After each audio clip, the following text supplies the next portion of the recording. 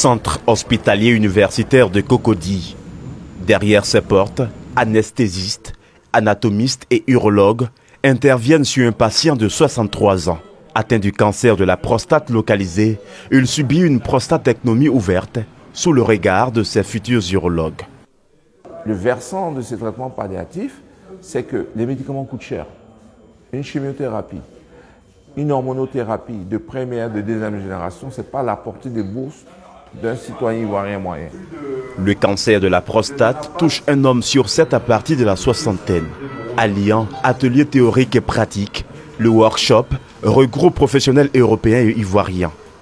L'expertise de l'Hexagone est mise à contribution de la formation des urologues et le renforcement des capacités des praticiens. C'est l'objectif de professeur Mathieu, urologue français. La première commune de ce workshop, c'est que ça soit profitable aux urologues confirmés et aux urologues en formation, pour leur donner effectivement des outils, pas toutes les clés, mais en tout cas certains outils pour effectivement arriver à mettre progressivement en place l'environnement nécessaire pour traiter de manière optimale ces maladies localisées, ces cancers de la prostate localisés. Deuxième, dans le registre de cancérologie d'Abidjan, le cancer de la prostate représente 15,9%. Les spécialistes misent sur la prévention.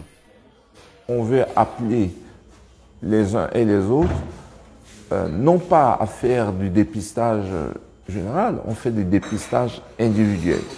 C'est-à-dire à partir de 50 ans, amener les patients à voir un urologue.